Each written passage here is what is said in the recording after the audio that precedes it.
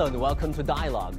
Today's energy industry faces complex challenges, with numerous countries pledging to become carbon neutral over the next decades. We're now experiencing a global shift from fossil fuels that drive climate change to cleaner, renewable energy sources. So how is the global energy system being transformed, and is there a game changer for reshaping the energy landscape?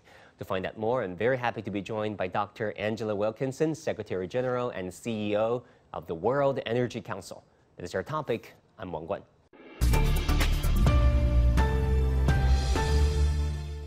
Dr. Wilkinson, welcome to Dialogue.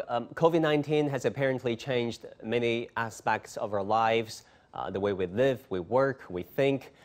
How would you assess the impact of this pandemic when you look at the energy sector? I'm delighted to join you today. Well, COVID has had a significant effect on global energy markets. It's impacted the pace of change in energy systems, and it's also reminded us of all of us of the importance of energy in our everyday lives. But the impacts of COVID have been very unevenly felt across the world, and it's created an imperative that we think about the resilience of energy systems, not just in terms of the physical technologies, but also in terms of the people and supply chains that keep our energy systems running across the world. I mean, how can we build a resilient energy system now that we're facing this pandemic that is, looking likely to stay with us for a while? Well, resilient energy systems are characterized by diversity and agility and flexibility. So we are seeing increasing diversity in energy in different systems across the world, and also in the multiple pathways that are emerging in response to the global challenges of providing more energy to more people for better lives, and cleaner and more affordable energy for a healthy planet.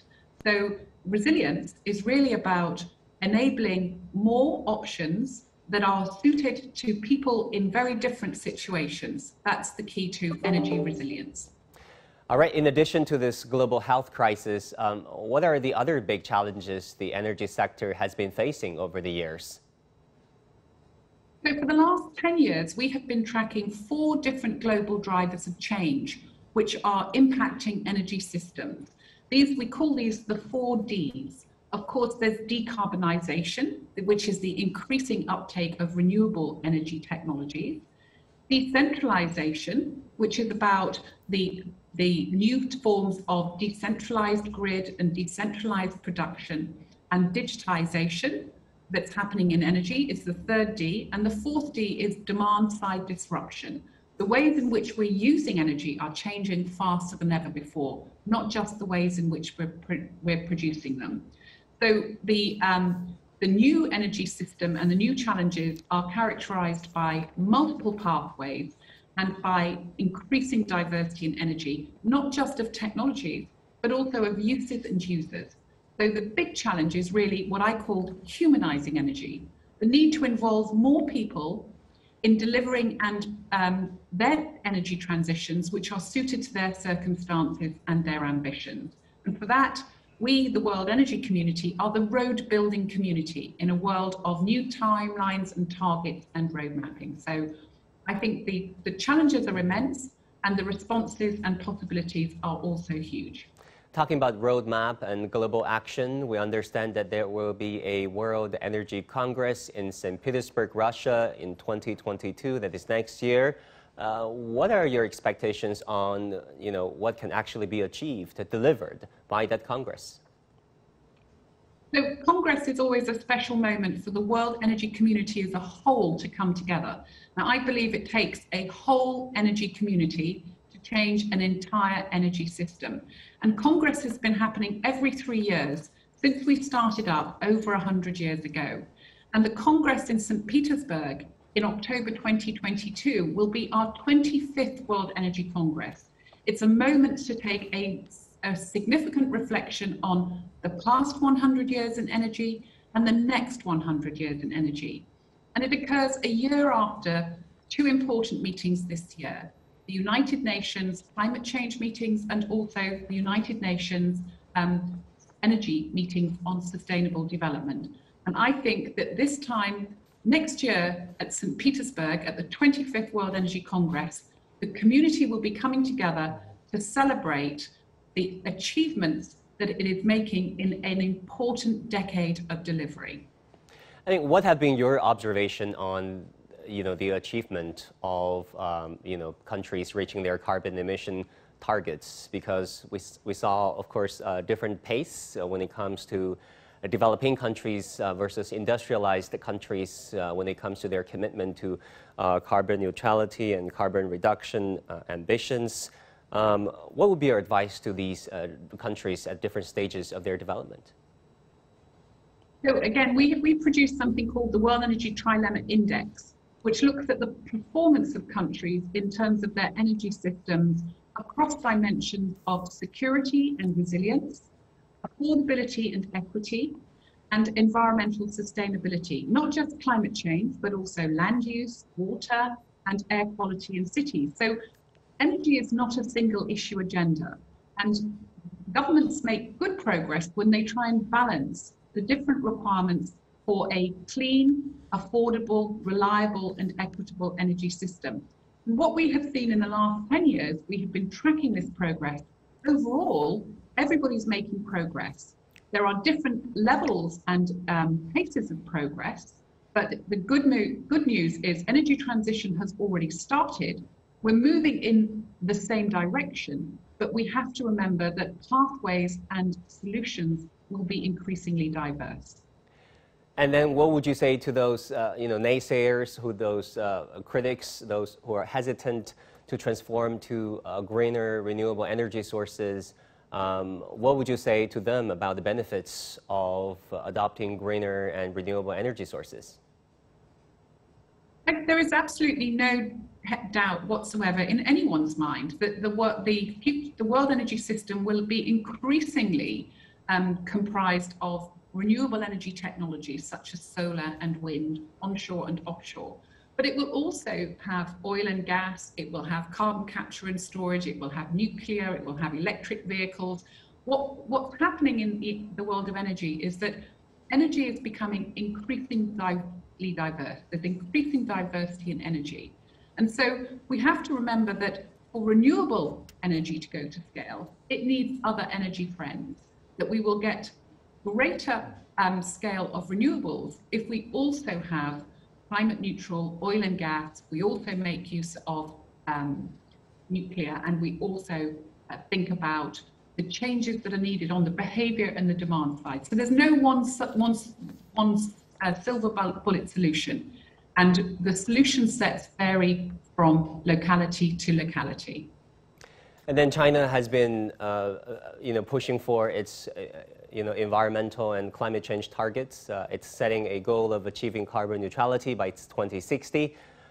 What does China's net zero emissions goal mean for the world, and especially for global energy transition? Well, it's a very important, visible commitment, and it reflects that leadership is at the heart of energy transition. Leadership across from top to bottom of societies, from inside the energy industry and beyond. China is a key part of successful global energy transition, which is occurring in the context of a much broader grand transition. It's not just energy systems that are changing, our industrial systems are changing, our societies are changing. The way we're using energy, what we need energy for, is changing. And it's great to see China's leadership on the world stage. And as I tell every government, it's very good to have a target and to have these timelines. But what really matters is the ability to deliver on these promises. And for that, we don't just need roadmaps. We need to convene as a road building community and work out how to translate these ambitions into action. And we have to involve more people and think about affordability and equity, as well as efficiency, security, and environmental sustainability. And how important is it for China and the United States, two largest emitters, to work together on this issue? Well, there's no successful global energy transition without a new imperative of cooperation. And that cooperation is not just between governments. This cooperation imperative is also between different sectors. Energy transition doesn't happen in the energy industry. It's not about the future of the energy industry. It's about the future of humanity. Our Congress in 2022 in St. Petersburg has the theme of energy for humanity. And it's important to remember that it's the use of energy that is at the heart of all progress. And so we have to think about how do we bring together governments to cooperate, sectors to cooperate, but also involve more citizens and cities and users of energy in moving forward with these roadmaps. And then talking about going green, the debate over the energy transition has been going on for quite a while. There are different players out there, the market, the enterprises, the government, and the civil society, of course. Where do you think the energy transition will go from here? And what are the biggest drivers of change in global energy markets? Well, our platform from the World Energy Council, which is the world's oldest impartial energy community worldwide. We've operated for 100 years on the principles of cooperation and impartiality, that we don't promote any single technology, any single country. Our view is that we need to humanize energy transition, that we're not short of technologies, that we're no longer short of political will, but we have to involve societies, and we have to think that the uses of energy also have to change alongside the behaviors. We need a future which has more energy for better lives and a healthy planet. And we won't be able to get there if we rely on technology fix. We really have to work together to build forward by involving a lot more diverse actors in the process. All right. We've been talking to Dr. Angela Wilkinson, Secretary General and CEO of the World Energy Council. We'll take a short break. Stay with us.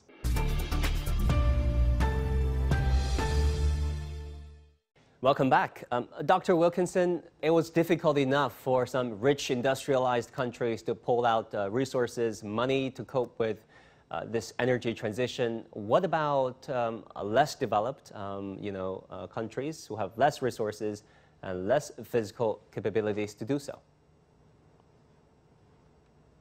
Well, as we've seen from our surveys of the impacts of the COVID crisis, affordability has become a new action priority in all countries, rich, developing, industrialized or otherwise.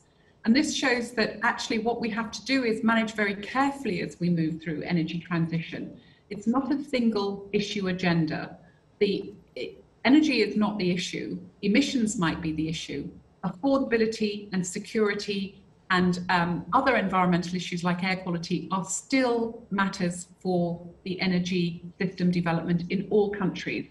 And there's no such thing as a free lunch. So the customer always pays. The question is which ones and how.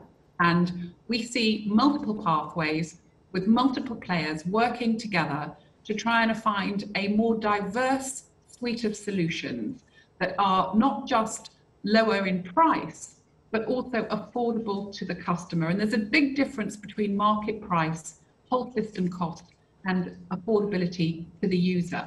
Now, all of this doesn't happen overnight, and diversity is going to be critical in affordability.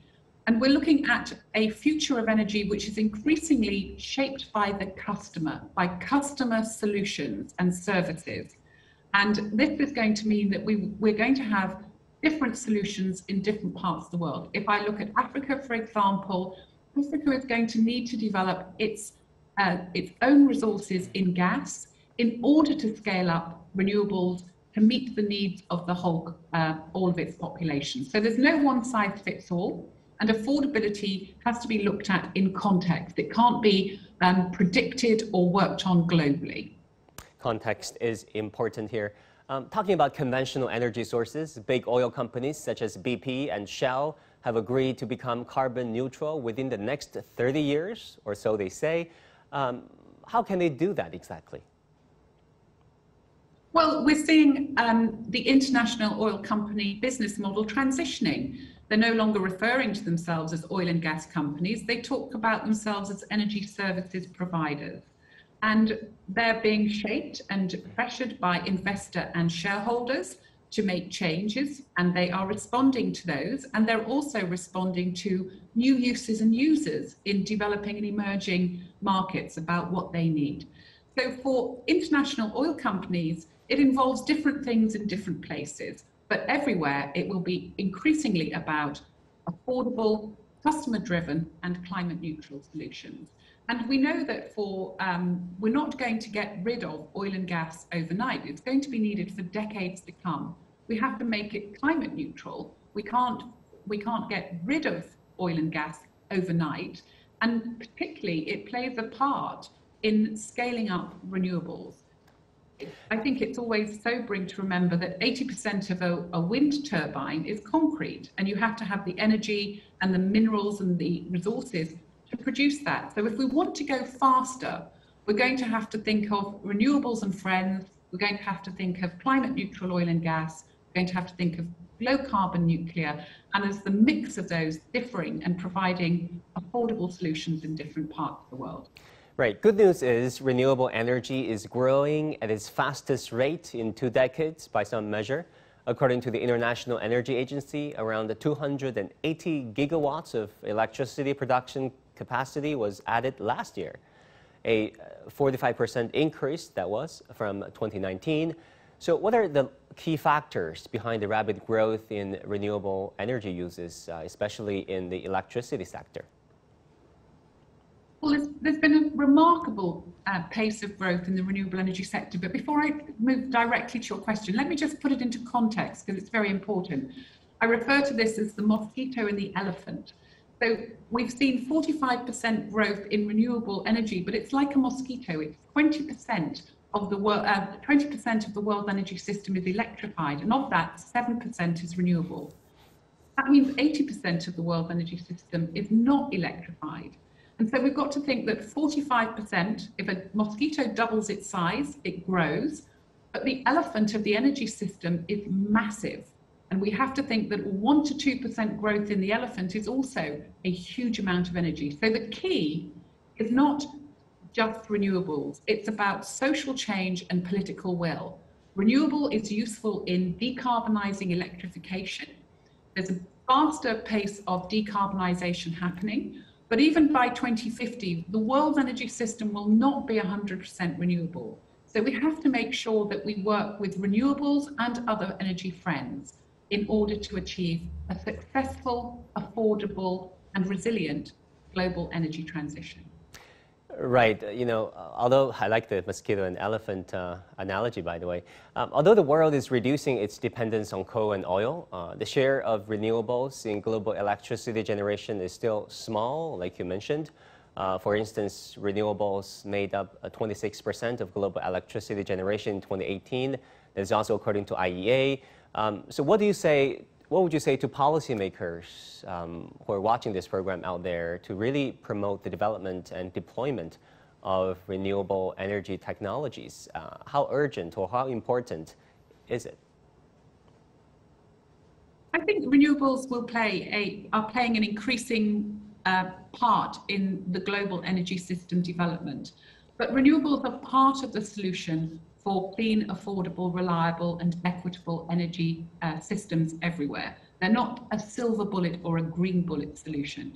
So governments are incentivizing renewables, and they're doing it by either offering subsidies or putting in carbon pricing or thinking about other incentives or penalties.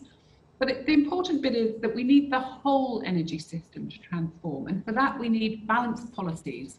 So we need to think about policies that use all available technologies and deliver a more sustainable and resilient, as well as equitable and affordable and environmentally sustainable transition. So policymakers need to think about more integrated policy making that actually is connected across different levels. So it's very important to align urban as well as national frameworks. And most of all, we have to think that we're going to a future which isn't supply-centric. It's really about customer services, a customer-centric, climate neutral energy future. And we need to design markets that get us to that, not markets that take us back to the 19th century supply security situation. Dr. Wilkinson, you have worked in the public, private, academic, as well as civic sectors. In your opinion, what should be the responsibility of each, or some of them, in the structural transformation of energy and carbon emission reduction? I mean, how should these different players really divide their responsibilities in order to, move towards this same goal? Well, coordination and cooperation and collaboration are really the keys to moving forward, and so is innovation. But cooperation and innovation are not the same as they used to be. Innovation is no longer just about technologies, it's also about behaviours and uses. And cooperation is not just about cooperation between governments or between government and businesses.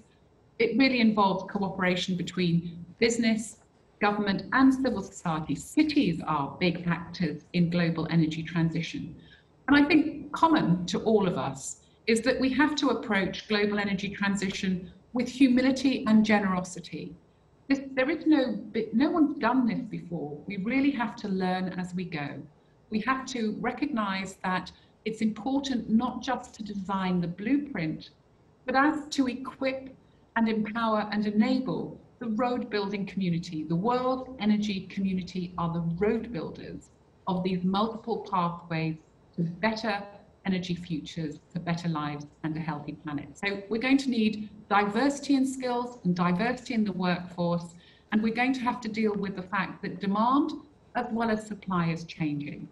It's getting messier, but these are the types of topics that we debate when we meet as the world energy community at the 25th World Energy Congress in St. Petersburg next year. I'm sure we will have new insights, new solutions, and a lot of celebration as we look forward a year after the COP26 for the next 100 years in energy for humanity.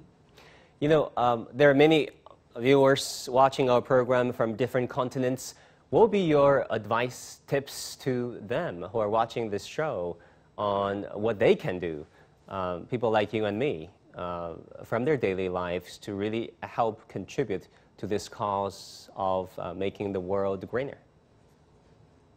Well, as a 100-year-old energy community, we've identified 3 goals we think we have to help all individuals with.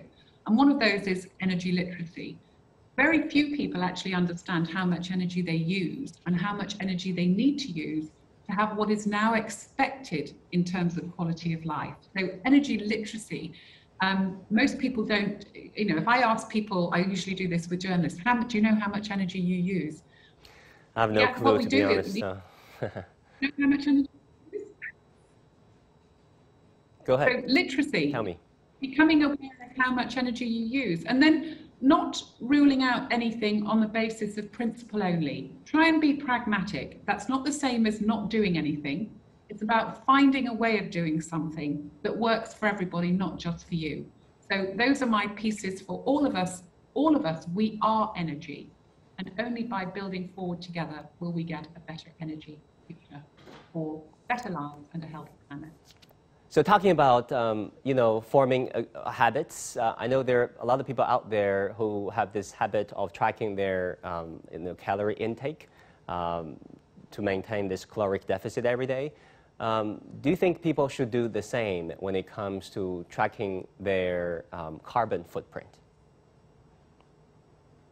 I think that it's a bit more complicated than just looking at your carbon footprint. As I said, it's about energy and getting rid of emissions, but not just about carbon. You also have to think about how much energy you're using and whether you're using it well enough. Are you using it efficiently? So each of us use the average, if there's any such thing as an average person in the world, the average human being today is using 23,000 kilowatt hours of energy a year. That's the equivalent to riding a bicycle every day for 160 years. So you can't just track your carbon footprint. You also have to think, how am I using energy? Am I using it productively? How does the energy work for my food? How does the energy work for the goods that I buy? How does it work for my transport? So we're at the very basic of accounting for energy carbon in companies. accounting for carbon consumption by individuals is very, very complex. I'm sure we will get new online apps for this as time goes on, but there's a lot we can do without having a lot of information available. There are choices that are clear, and people need to be informed of what those choices are, and they need to understand the consequences of making them or not making them. And that's one of the things we do, is we engage and involve more people in talking about what those choices are and what the implications of making those choices or not making those choices are. And that, we find, is the best way to increase literacy and also to get people engaged and involved in moving energy transition forward together. Finally, before we let you go, you've traveled to many countries promoting the cause of energy efficiency and adopting renewable energy sources. What are some of the best practices that you think our viewers in China and across Asia, across the world, should know about? I think the energy efficiency is a discipline that everybody can apply. You can switch off the light when you're not using it. You can have a digital smart meter that can put an algorithm in and help you manage your energy load. I think what's responsible for all of us is to recognize that progress and humanity, we are connected energy societies, and that we have to manage our energy challenges together. And we have to manage them in a way which is inclusive, and that means affordable and resilient, as well as environmentally sustainable. So as I travel around the world, my big message is not, this is the solution in technology terms or policy terms. My message is, we need to humanize energy.